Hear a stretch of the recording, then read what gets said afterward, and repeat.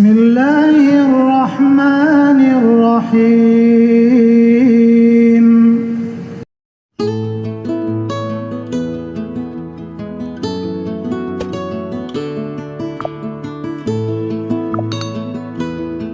Assalamualaikum teman suka baik channel, kembali lagi bersama kami dalam kisah-kisah Islami. Sebelum lanjut, izinkan kami memohon maaf ampun dan ridho atas segala kesalahan. Allahumma berkat Rasulullah dan wali-wali Allah. Mudah-mudahan dosa kita diampuni Allah, segala hajat kita dikabulkan dan masuk surga bersama Rasulullah tanpa hisab. Warga di Lebanon biasa merayakan Maulid Nabi dengan menembakkan senjata api ke atas untuk menunjukkan kegembiraan. Tradisi ini dilakukan turun-temurun. Hampir mirip dengan tradisi pernikahan di Arab pada umumnya. Suatu ketika seorang putri beragama Nasrani Bani Gatas ikut melihat perayaan tersebut.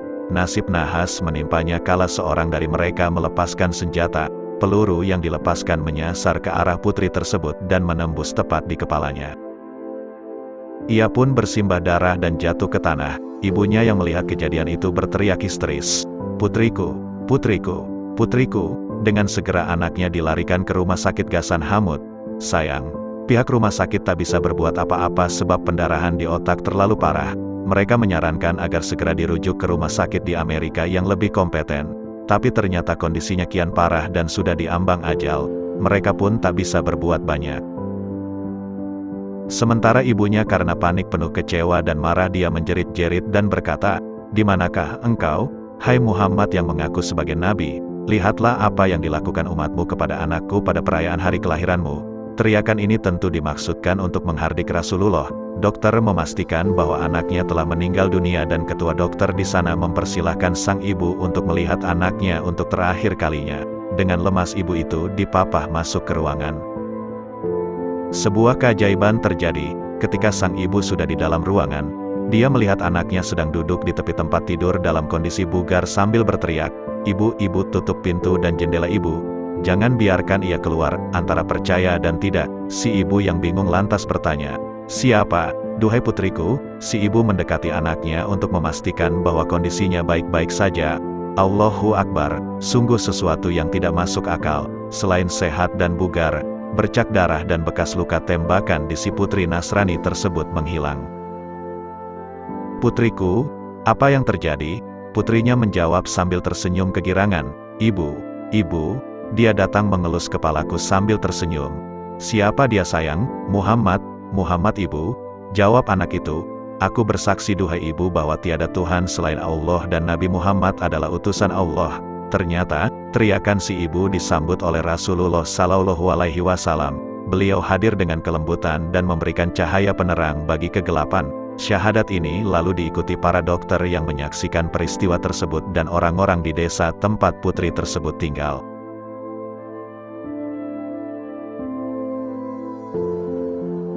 Dalam kitab Targhibul Mustaqin disebutkan sebuah kisah dari Abdullah bin Isa al-Ansori, bahwa dia memiliki tetangga wanita yang solehah. Wanita ini memiliki anak laki-laki soleh yang masih muda dan keduanya hidup dalam kekurangan. Wanita solehah ini tidak mempunyai harta selain 1 dinar hasil kerja tenunnya. Tatkala wanita tersebut meninggal dunia, anaknya yang masih muda tersebut berkata kepada dirinya, "Uang 1 dinar ini adalah hasil kerja ibuku. Demi Allah, aku tidak akan membelanjakannya kecuali untuk perkara akhirat." Pada suatu hari, anak muda ini keluar karena suatu keperluan. Dia melewati satu perkumpulan orang yang sedang membaca Al-Quran dan mengadakan Maulid Nabi Shallallahu Alaihi Wasallam pada bulan Rabiul Awal. Lalu dia pun duduk bersama mereka dan mendengarkan Maulid tersebut. Pada malam harinya, dia bermimpi seolah-olah kiamat telah tiba dan ada seorang penyeru berkata, "Di manakah si Fulan anak si Fulan?" Disebutnya nama-nama orang yang ada dalam satu rombongan. Kemudian mereka digiring ke surga, dan dia ikut bersama mereka. "Sesungguhnya, Allah telah memberikan sebuah istana di dalam surga pada masing-masing kalian," kata si penyeru tadi, dan dia masuk ke dalam sebuah istana. Dia tidak pernah melihat istana yang lebih bagus dan indah darinya. Istana tersebut juga dipenuhi bidadari dan di setiap pintunya dijaga oleh khodam atau pelayan. Di dalam istana, dia melihat ada sebuah istana lain yang lebih bagus dan indah dibanding istana yang dia masuki. Lalu dia pun hendak memasukinya. Namun tatkala terbersit di dalam hatinya untuk memasuki istana tersebut, berkatalah Khodam kepadanya, "Ini bukanlah untukmu. Sesungguhnya istana ini diperuntukkan bagi orang yang mengadakan maulid Nabi Sallallahu Alaihi Wasallam." Keesokan harinya, dia menggunakan 1 dinar, peninggalan ibunya, tersebut untuk mengadakan maulid Nabi karena merasa sangat gembira dengan mimpinya itu. Dia pun mengumpulkan para fakir miskin untuk berzikir kepada Allah, membaca Al-Quran dan membaca maulid Nabi Sallallahu Alaihi Wasallam. Dia juga menceritakan tentang mimpinya itu kepada mereka, dan mereka merasa gembira mendengar cerita tersebut. Dia bernazar untuk tidak akan pernah meninggalkan peringatan maulid Nabi Sallallahu Alaihi Wasallam selama hidupnya. Kemudian, dia tidur dan bermimpi bertemu dengan ibunya. Ibunya berada dalam keadaan yang sangat baik, berhias dengan segala perhiasan surga dan berwangian dengan bau surga.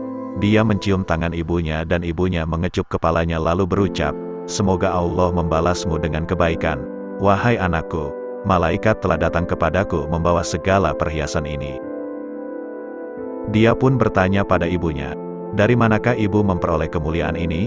Ibunya menjawab, "Karena engkau telah mempergunakan 1 dinar yang engkau warisi dariku untuk mengadakan maulid Nabi Muhammad Sallallahu Alaihi Wasallam, junjungan orang-orang terdahulu dan orang-orang yang kemudian, dan inilah balasan bagi orang yang mengagungkan Nabi Sallallahu Alaihi Wasallam dan mengadakan maulid atasnya."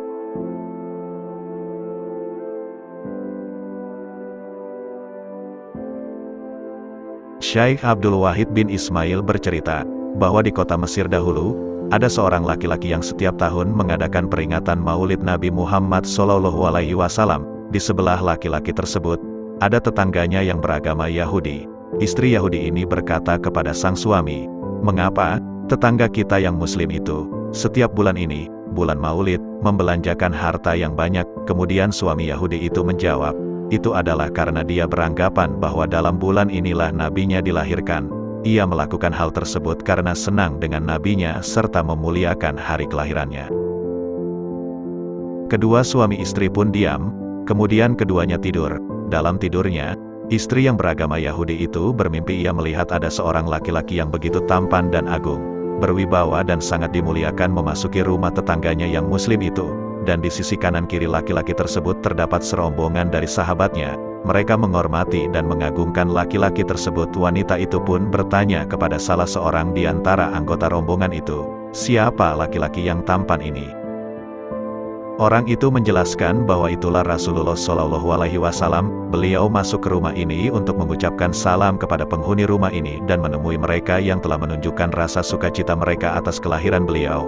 Wanita Yahudi itu pun berkata lagi, "Berkenankah orang itu berbicara denganku jika aku mengajaknya bicara?" Laki-laki tadi lantas menjawab, "Sudah tentu beliau mau." Wanita Yahudi itu pun lantas mendekati Nabi Muhammad dan menyapanya, "Wahai Muhammad." Lantas Nabi pun menjawab, "Labaiki, aku sambut panggilanmu." Wanita itu pun berkata, "Engkau menjawab orang sepertiku dengan talbiyah, sedangkan aku bukan mengikuti agamamu, dan aku pun termasuk salah satu musuh-musuhmu." Nabi pun berkata kepada perempuan Yahudi tersebut, "Demi Zat yang telah mengutusku dengan hak menjadi Nabi, aku tidak menjawab panggilanmu sehingga aku mengerti bahwasanya Allah telah memberi hidayah atasmu." Wanita itu pun berkata, "Sesungguhnya Tuhan memang benar seorang Nabi yang mulia yang berpribadi agung.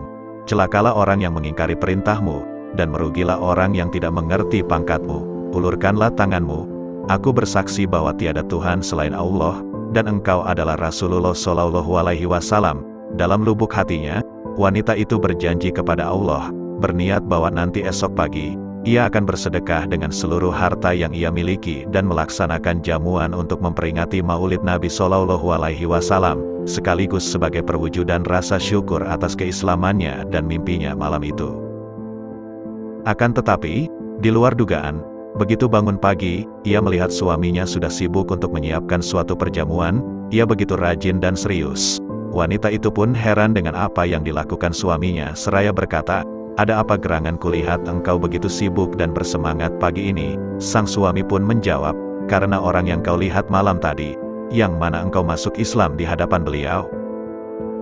Perempuan itu bertanya kepada suaminya, "Siapa gerangan yang telah membukakan engkau rahasia ini dan memperlihatkannya kepada engkau?" Sang suami pun berkata, "Yaitu Nabi Muhammad, yang mana aku masuk Islam setelah engkau di hadapan beliau." "Rasulullah, beliaulah Nabi yang diterima syafaatnya kelak untuk orang yang bersolawat dan salam atas beliau. Allahumma sholli ala Sayyidina Muhammad, an-nabiyil ummi wa ala ahlihi wa sahbihi wa salim. Subhanallah.